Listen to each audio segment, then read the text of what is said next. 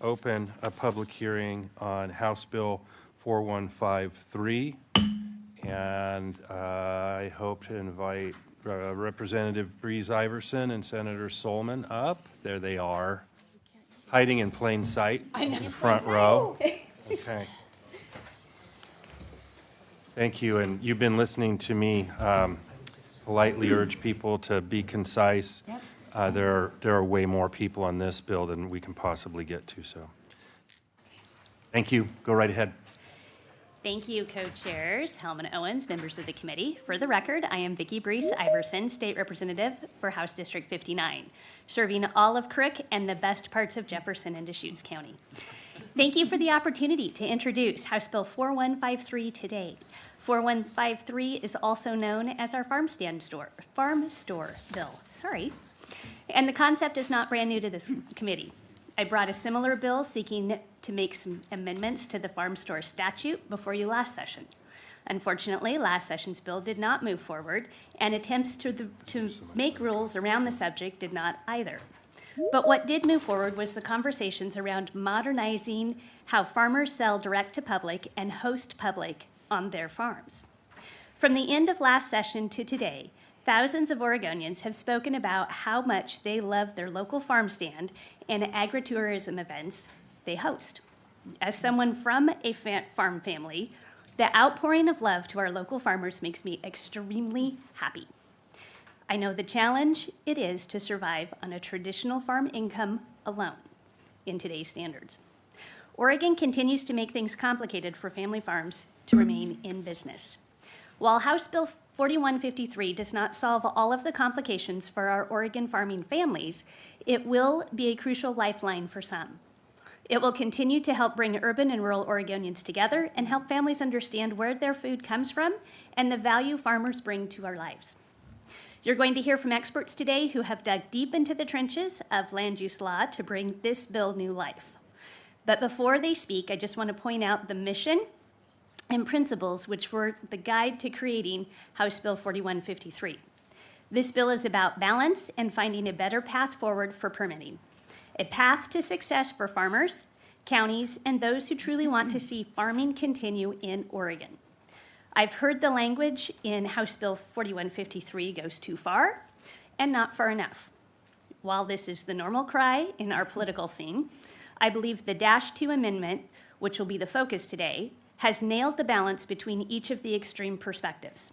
It allows farmers more opportunity for success, makes the law much more clear for counties, all while putting farming first with sideboards to keep farming the focus of the property. I look forward to working with this committee to successfully move House Bill 4153-2 out of this committee this session, and will now turn the mic over to my co-chief sponsor, Senator Sollman. Thank you so much. Co-chairs and members of the committee, for the record, I'm Janine Sollman. I am the proud senator for Senate District 15, representing Forest Grove, Cornelius, Hillsborough, and the Rock Creek area of Western Washington County. I'm here today with a full heart to speak in support of House Bill 4153. But more than that, I grew up in Gales Creek. It is in Western Washington County. Gales Creek is home to wineries, crops, tree farms, animal farms, home to the famous Strawberry Festival, and family farms that feed Oregonians through our local farmers markets and direct sales. My dad was a founding member of the volunteer fire department in Gales Creek. He served alongside other community members, including our local farmers. As the years progressed, the financial struggles of our family farms in our community made it very difficult to retain and grow a volunteer firefighter program. Our beautiful family farms are becoming more and more a distant memory as we continue to put more rules and regulations, even by those organizations that say they support farms and yet boldly oppose this policy. Oregon farmers continue to face economic hardship and are struggling to survive in Senate District 15 and across Oregon. House Bill 4153 provides farmers with the necessary tools to run a modern, multi-revenue business while placing guardrails to ensure our farmlands remain in production. Since 2017, Oregon has lost 2,069 family farms, and those numbers continue to grow. It is essential that we reduce barriers for our family-run farms to allow for increased revenue and more direct consumer business for longevity. Keeping our farmers economically viable allow them to remain the stewards of our land, supporting a local workforce, and providing the financial stability needed to invest into regenerative practices. When we support our farm stands, we aren't just supporting a business, we are investing in a healthier, more sustainable future for the next generation. I am so proud to co-sponsor this bill with Representative Brees Iverson. It isn't a partisan issue, it is an Oregon issue. I know there are sometimes concerns about the impact our neighboring lands, and I want to be very clear that we hear those concerns. This bill is designed with the flexibility for counties to address local needs thoughtfully. When we approach these challenges with mutual respect and the spirit of collaboration, I know we can find a path that works for everyone. Thank you so much for this opportunity to share my why with you today. I urge your support in moving this bill forward for the sake of our farmers and the families who absolutely love them. Thank you. Very good. Thanks for introducing the bill. I'm sorry we can't entertain questions today because we need to listen to people talk. All right. Thank you. We appreciate you guys. Thank you. I'll invite Jeff Huntington, Lisa Hanson, Brenda Bateman, and Samantha Bayer up. And Brandon, there he is. Okay. While they're joining me, I'll say that Director Hanson, Director Bateman, and I talked, and we'll forego their portion so that citizens can have a little more time. Appreciate it. Thank you. Co-Chair Helm and Owens, Vice Chair Finger McDonald, and Jeff Huntington, Senior Policy Advisor on Natural Resources for Governor Kotek. I'm here today to just tell you in as plain language as I can that the governor supports House Bill 4153 with the -2 amendments as a practical approach for resolving the current ambiguities in the implementation of our farm stores. This is has been a source of a lot of conversation. I participated directly with both of the agencies in a work group that was established in the 25 session. We didn't get it done there, so we set up a rulemaking with a framework that we had a significant investment of staff and facilitation time to work through. The governor paused that rulemaking in July when we were began to question whether we really could accomplish the core things that needed to be done in a rulemaking setting as opposed to with a statutory amendment. So when we did that, we had subsequent discussions that led us down a pathway of asking the bill sponsors and the counties that you will hear from today at this dais to show us what they would view as what would constitute a solid platform of certainty that would support farmers and farm stands to diversify their incomes and be successful in the context of our land use planning system. When we looked at what they were suggesting, our two directors and my office and staff fully engaged to vet and tailor the legislation that you see today, and to do that in the context of both the Department of Agriculture's perspective and the Department of Land Conservation Development's perspective on how to cut this balance as best we could. And we think that this is a very pragmatic, again, very practical approach.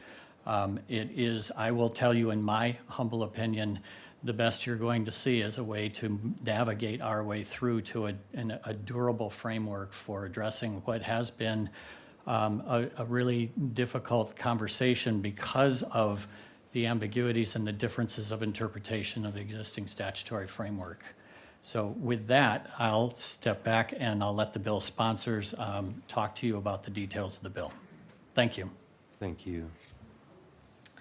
Co-Chair Helm, Co-Chair Owens, for the record, my name is Samantha Bayer. I am General Counsel of the Oregon Property Owners Association, one of the main proponents of the bill here with my partner, Mr. Persinger. We are going to co-present this, so I'm going to let him introduce himself for the record, and then we'll get into the bill.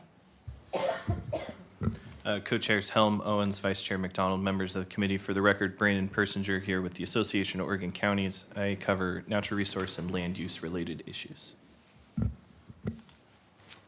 So we are here today to talk in support of HB 4153, also known as the Farm Store Bill. And I don't know how to work the computer. Okay, Brandon's got it. So I am not going to bore you all with the depths of Oregon land use law, but I did want to start with this slide to just orient the committee of what are we exactly talking about here, because the universe of what we are talking about here is actually very narrow. We are talking about a specific type of permit that is already allowed through existing law, has been since the 90s, and then was modified again, I believe, in 2001, known as a farm stand permit. That is the only section, while this bill looks very long, that is what happens anytime you make an amendment to this specific chapter.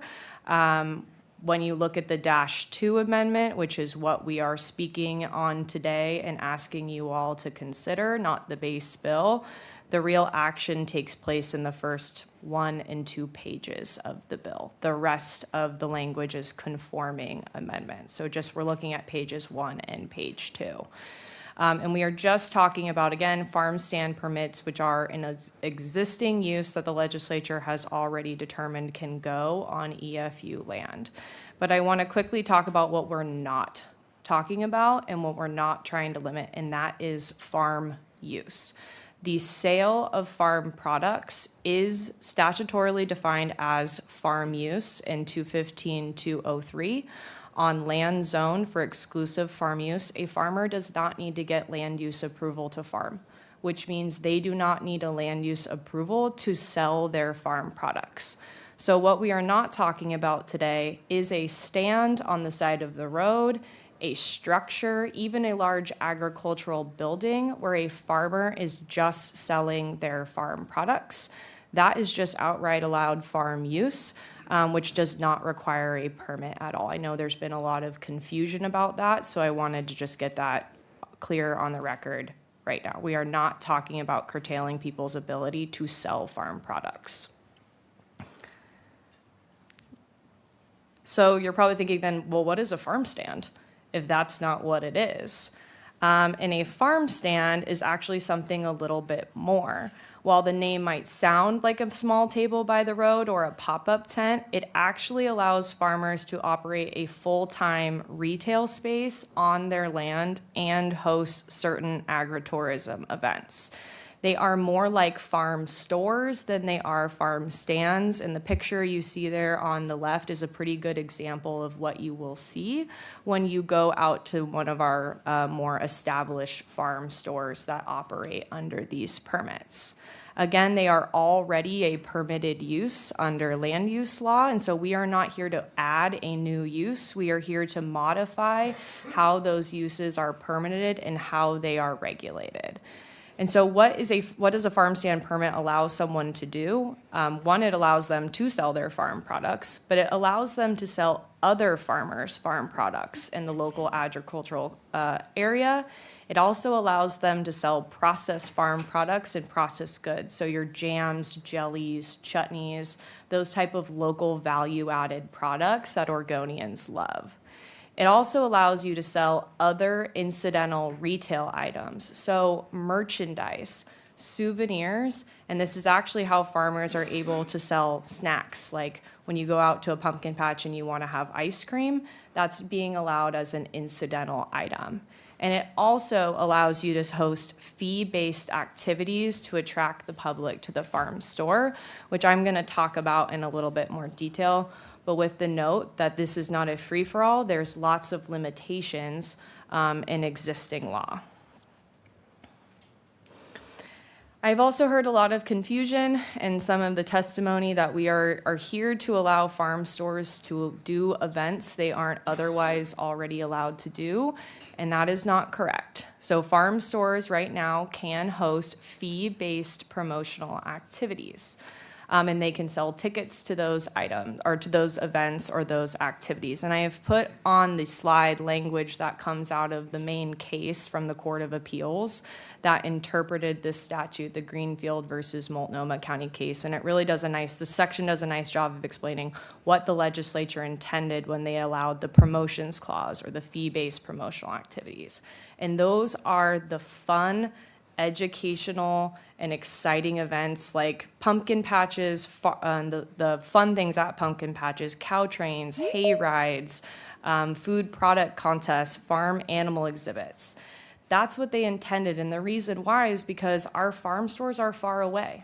They're sometimes 45 minutes to an hour from people living in the city. And so if we are gonna try to encourage the public to buy directly from farmers and to buy those processed goods that are grown in Oregon, you have to encourage them to go out there instead of just opting to go to Costco. And so the idea was if you can allow the farm stores to host these types of fun events, you're more likely to get people out on the farm and get people shopping at the farm store. But again, there's a lot of limitations. We're talking about the exclusive farm use zone, which is a zone that is supposed to be set aside for commercial agricultural production. And so when the statute was originally put in place and then subsequently modified, there's always been a really core ethos that it has to remain farm first. Farming needs to remain the predominant use of the property, and these things need to be second. Can't be the tail wagging the dog. And so there was several limitations put into place to make sure that good intention was seen through.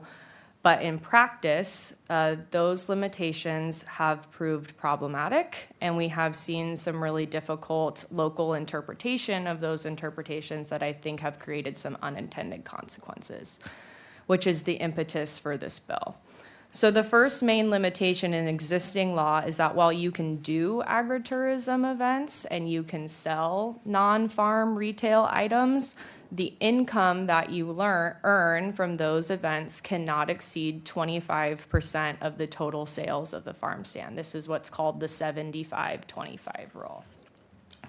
And again, it was intentioned to make sure that farming remains the predominant use of the property. However, and I think this is something that Director Hansen was going to mention in her testimony potentially, that can prove very problematic during a time when our ag economy is unstable, when our farmers need additional revenue streams, and that is what we are seeing in reality. Since the last ag census, we've lost over 2,000 family farms, and that is because they are going out of business. And so at a time when that is happening, it is very problematic to then say, but then you're going to be capped at the additional income that you might need to pay your workers, pay your health insurance, repair your farm machinery and equipment.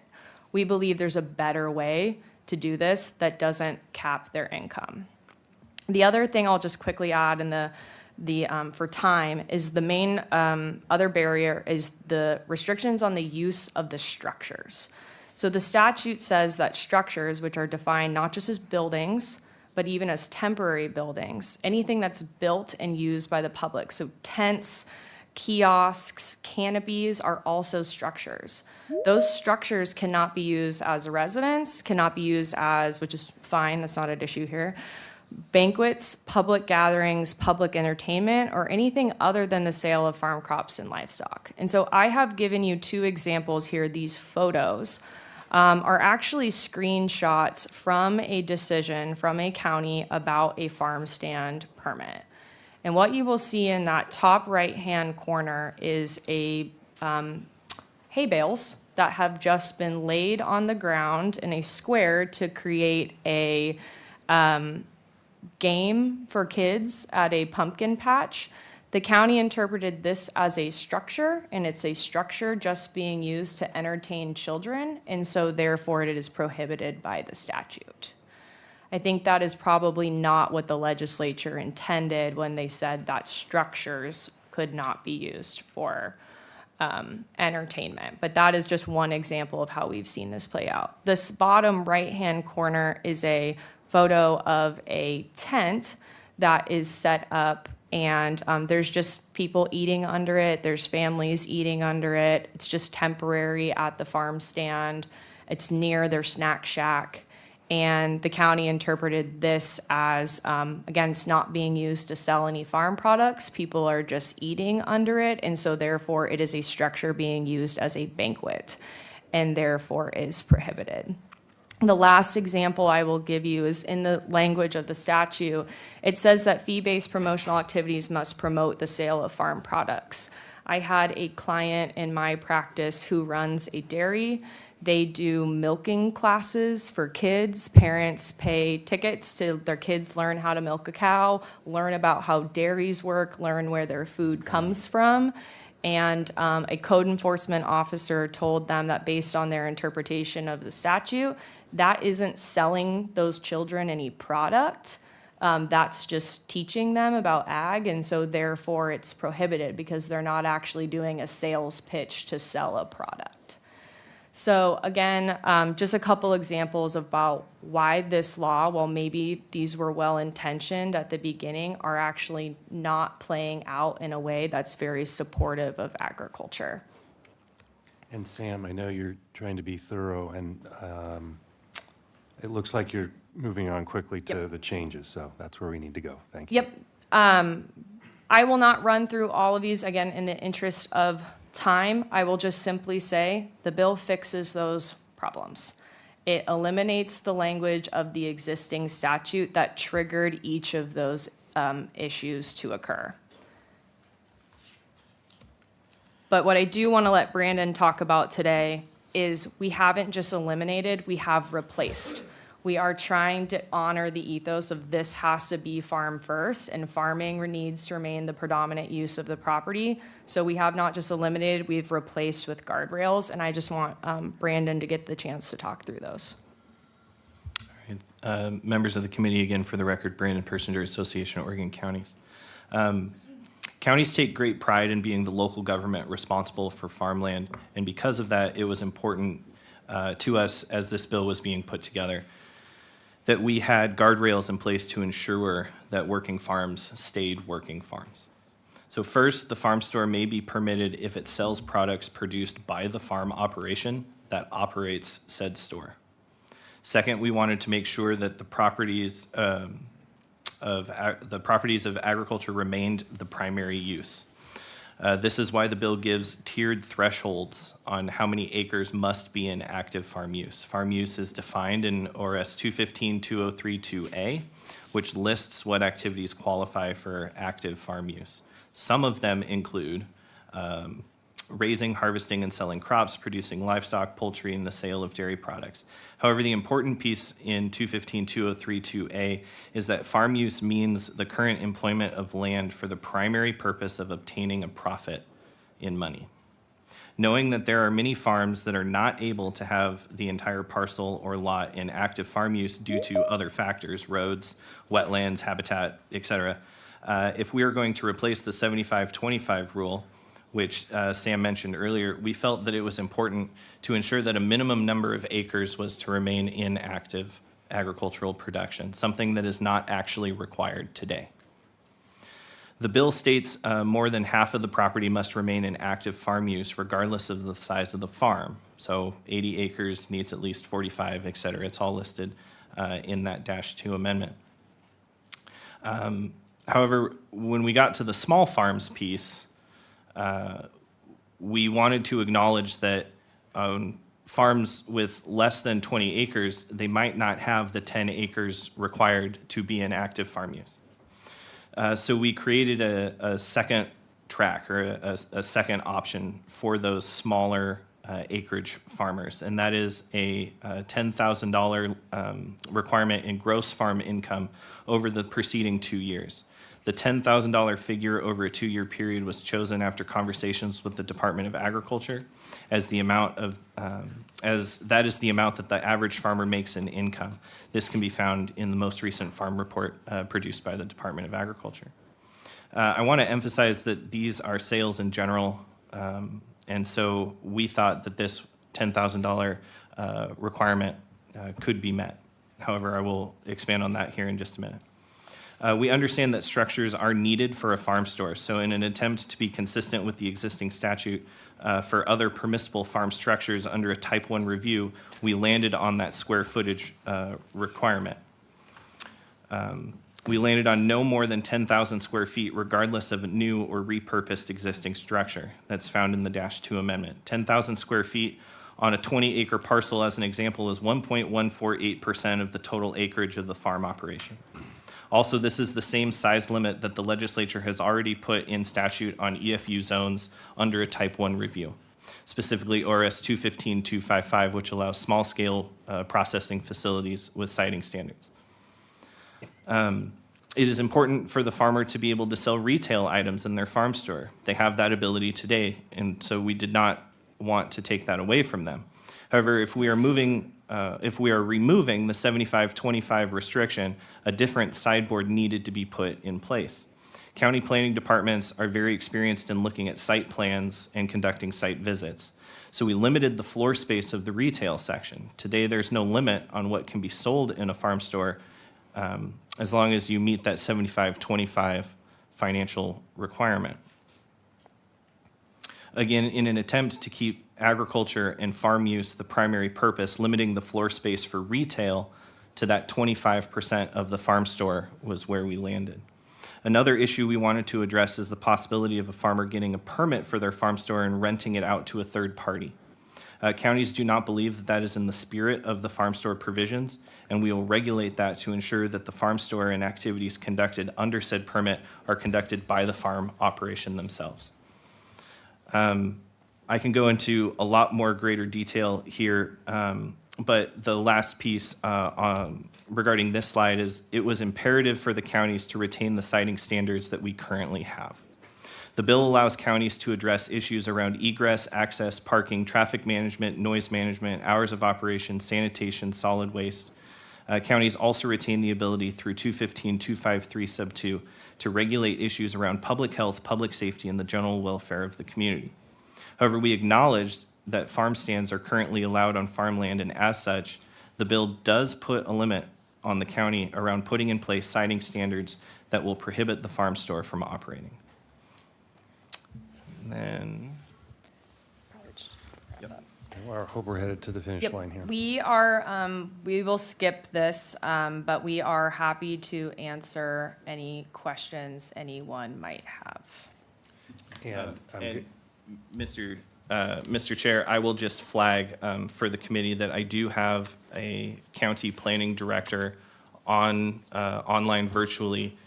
In the off chance that we had time for questions, she is here as the local practitioner to answer any of those. She is the planning director for Tillamook County. She was not planning on testifying specifically on the bill, just to be available for questions, so. Okay. We may not be able to avail ourselves of her expertise today.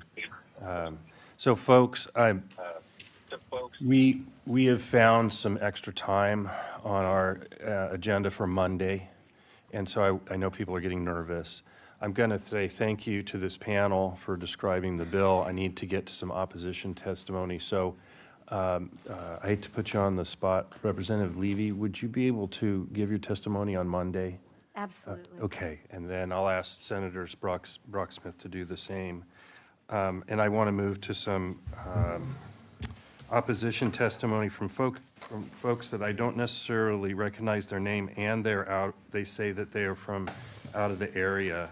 So Trudy Klinger, is Trudy here? Okay. And then Jim Medeiros. Please come on up, Jim. Why don't we have your testimony? I wish we had more time. I appreciate you Thank you. driving. And then we'll get to some other. And if Mike McCarthy is here in the overflow room, if he could be on deck, and then we'll go from there.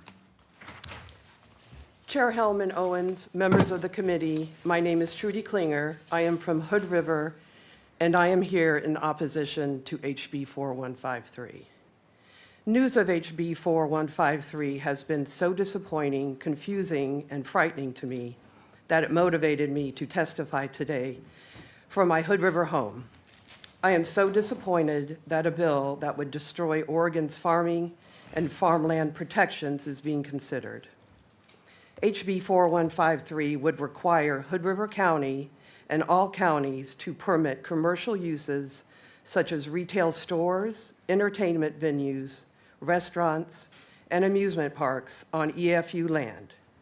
Imagining the Hood River Valley littered with roadside attraction after roadside attraction is frightening. There has been confusion regarding current state laws allowing non-farm use on exclusive farm use land. State law currently does allow wineries, farm stands, agritourism events, and other commercial and recreational activities on EFU. Most importantly, existing law does not require that existing law does require that agriculture remains the predominant use on the land. HB 4153 does not. Please do not allow it. Thank you. Thank you for your testimony. Thank you for traveling. Jim. Co-Chair Helm and Owens, members of the committee, my name is James Medeiros. I am from Hood River, and I am here to oppose HB 4153. When I moved to Hood River 35 years ago, after spending 20 years in California, when I first saw all the local Hood River family farms, I was truly amazed. In California, I had seen thousands of acres of orange groves disappear and be replaced by residential and commercial lots. When I investigated how all these Oregon family farms had been in production for generations, I discovered that Oregon's land use laws have protected farms from the same economic and developmental pressures that drove California farms out of business. Oregon should learn from the city of Buena Park in California, where a small 20-acre farm and farm stand became pivotal in the changing of Buena Park from a farming community to an urban commercial center. I would like everyone to know how this little berry farm became Knott's Berry Farm and changed the whole community it was centered in from a farming community to an urban sprawl. I'm not going to read it. So I understand farmers are having difficulty. I live on a farm. I have neighbors that have farms. I have neighbors that are concerned about farm stands, because if this bill goes through, we won't have these little traditional farm stands. And the traditional farm stands that most of the farmers can afford to set up won't be able to compete with these farm stores. Thank you. Appreciate your testimony and traveling today very much. And then, Mike, before you start, I'm trying to get to folks that have traveled, and so I'm looking potentially for Commissioner Lisa Collier to be ready to come up next and support if she's here in person. Mike, go right ahead. Yeah, chairs and members of the committee. My name is Mike McCarthy. I'm a first generation farmer in Parkdale, Oregon. I'm with Ag for Oregon, and Ag for Oregon opposes 4153. The 35,000 farms that generate $40 billion on 16 million acres in Oregon that ship food and seed all over the U.S. and world are struggling with high cost and low returns. This bill does little to fix this. It's deceptive, unenforceable, and can harm local farms. The principal problem of the bills are that farm stores can sell exclusively products with no connection to products grown on the farm. Farming does not have to be a predominant use. I've heard that the farm use has to be a predominant use. If you do the math, average farm stand in Oregon, or the average farm in Oregon, 430 acres, 45 acres has to be in farm use. So it's not the predominant use. It can be only 10% or even less. The biggest problem with this bill is that 95% of the floor space of a 10,000-foot building can be used for 25% totally non-farm items, 70% prepared food and beverages, totally non-farm items. So 95% of the store can be totally non-farm items. You could even have a gas station, and don't laugh and don't think I'm exaggerating. You can have a gas station under this bill. I've been doing this for 46 years. I've seen every trick in the book. You can have a gas station in this bill. The principal problem is there's no real connection to farm crops grown on the farm in this bill. I did have some slides. Oh, they're up. I don't know how to manipulate the slides, but that first slide there is just to show you all the uses we currently have for farm stores or farm stands and tourism. If you could put up the next slide, those are also additional uses that are allowed. I wish we had time to go through that. Yeah, I'm sorry your time's up, and I know that this is in the record, and we'll have a look. Thank you. Appreciate it. Commissioner. While the commissioner's getting ready, I'm trying to get to people who have traveled from a distance far away from Salem if they have come in support. I don't have any other indication of support of folks that have traveled. So, but if you're here or in the overflow room, I do want to get your testimony since you've traveled. And then there are a number of folks that still oppose that have traveled too, and I'm going to try to get to them. Everybody else, you're either frequent flyers or you're remote, and we're going to try to get to you on Monday. Please go ahead. Thank you for having me today. My name is Lisa Collier. I am a commissioner out of Wallowa County. I'm also here representing Eastern Oregon Counties Association today, which is 16 counties east of the Cascades. I'm here in support of HB 4153. The spirit of this bill helps local farmers and ranchers celebrate and highlight their locally grown products, and a lot of times under-recognized and underseen labors of love that they pour out daily. Local farm stands also give the rest of us easy access to locally grown goods and much healthier options that we can get anywhere else. Allowing farm stands and farm stores to share their shelf space with their neighboring producers only expands the access for us. As you've already heard today, according to the Oregon Ag Census, 2,069 farms were lost between 2017 and 2022. This is a sure tell sign of how hard the ag industry has gotten and how many barriers there really are.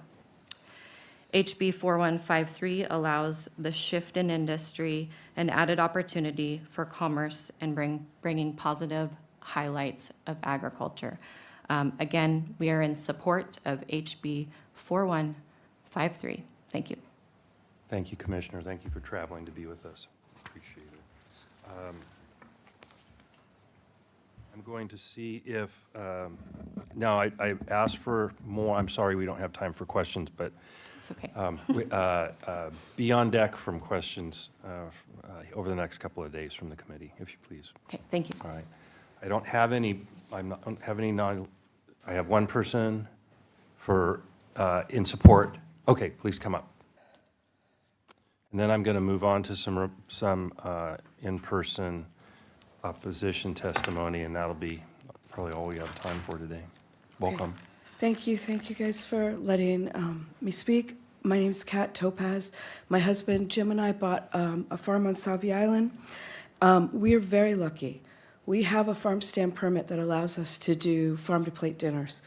And I mention that because the woman that owned the farm before us, who owned it in the 70s when this started, she helps us quite a bit, and she shared that one of the biggest sellers for her were 50-pound bags of beets. I can tell you in the last 6 years, I did not have one customer buy 50 pounds of beets. Unfortunately, 90% of my customers don't even know how to cook beets. But one of the other big differences is that she had so many customers in the 70s that would come in and buy flats and flats of berries and then go home and make preserves. Folks come out to our farm to pick berries. I'm lucky if they pick 2 or 3 pints, and they've usually eaten it by the time they've gotten to the parking lot.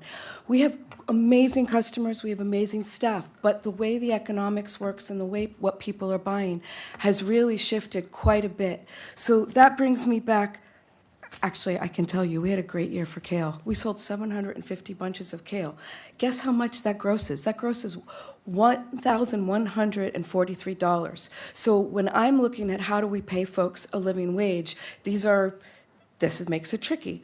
So we're lucky because we have farm-to-plate dinners. And so at our farm-to-plate dinners, when people buy the dinners, they don't know what we're going to have because we don't decide what the menu is until that week because we have to see what we're going to harvest that week. Can I keep going or am I done? If you could just conclude. I'll do it really fast. I know this is hard. I'm sorry. all the meals are prepared with things that we grow. But of course, what the conversation quickly turns to is what was the crop failure this year? First year, we lost thousands and thousands of dollars because we lost strawberries to the deer. The next year, we had that 117 degrees in the summer, we lost all our raspberries. The next year, we had sandhill cranes that came in and took out, that was strawberries again. Anyway, that's part of farming. That's the way it goes. These farm-to-plate dinners, they save us. They allow us to keep farming and to pay a living wage. They allow folks to come and eat food from the farm. Thank you so much for considering the bill. Thank you for being with us. And the last two that we'll have today, if they're indeed here, is Chris Roebuck, Kim Hamblin. Both say they're in person. Kim, if you're, yeah, come on up.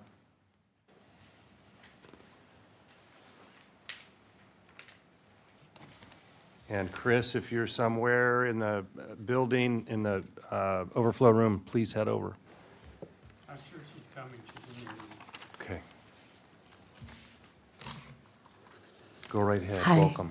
Can I ask a quick question before we start? Can I still submit written testimony? Okay. Absolutely. Thank For you. 48 hours after this. Okay. Good afternoon, chairs and committee. And my name is Kim Hamblin, and I live outside of Sheridan, Oregon, in Yamhill County. I'm a director at large for the Yamhill Soil and Water Conservation District, but I am here in my personal capacity, and I'm here in opposition of House Bill 4153. I have a unique perspective on agritourism land use, as I'm a licensed realtor, and I used to own a music festival on my property, and have been using the licensed agritourism permits since 2010. Currently, we have a tasting room where we make hard cider. We planted an apple orchard. We jumped through all the hoops with OLCC in the county, and every year we have to pay those fees and jump through those hoops with water testing and OLCC. Anyway, so I do agritourism on my property now, and I do concerts, and the difference with our space is that we are farm-based, value-added, and agricultural products. We have those concerts to sell our products. This bill will open that wide open. It has no mention of any connection to the farm. Yeah, you need to farm some of the land, but I mean, it doesn't limit you. So I have some questions. Can I run a strip club in my egg building? Can I build a 5-acre dirt bike track? Can I host 3,000-person concerts 4 times a week, all summer long? Can I build a roller coaster for the kids? Can I have a speakeasy? What about the swingers club and sell lingerie and adult toys? All of this would be allowed under this farm use. The way it's written is very loose and very sloppy, and will open our land use wide open, and will hurt small businesses like mine. Thank you. Appreciate your testimony and traveling. I'm sorry we don't have more time. And Chris, you're our last testifier today. Thank you for traveling. Thank you. My name is Chris Roebuck, and I'm representing Thrive Hood River in opposing HB 4153. This bill is state overreach. It removes any latitude that counties have to do what is best for them. Here's 2 agritourism examples. Wasco County limits agritourism by income. It must be incidental and subordinate to farm income. Hood River County limits agritourism by days, 18 a year. These are local ordinances that fit each county's needs. But this bill moves agritourism to subsection 1 of the state statute, where counties can't have any local permitting criteria. Then it adds in retail stores. Those stores can sell anything. The answers to the previous speaker's question, yes. They have to sell something grown on the farm, but removing the 25% limit means that they can put out a basket of apples and then have a clothing boutique, a BMX store, any kind of entertainment venue. This bill makes exclusive farm use utterly meaningless. Corporate investors looking at Hood River will happily install a hayfield to get past that requirement of the bill. It's a minor expense, a mere inconvenience for them to get paintball venues, clothing stores, a Williams and Sonoma chain. This bill would end farmland protection and farming in Hood River County. Thank you. Thank you for your testimony. Again, thank you for traveling today. For all those folks that we didn't get to, I'm sorry we can't. We only have an hour and a half during short session to do so. We had a few more folks in opposition today because they traveled. On Monday, we will take this list. Don't try to sign up again. I'm going to give it to our LPRO analyst for safekeeping over the weekend. We'll return to it, and I'll start with 3 folks remotely in favor. Thank you for being with us, and with that, I'm holding the public hearing on HB 4153 over to our agenda on Monday, February 9th. Thank you for being here.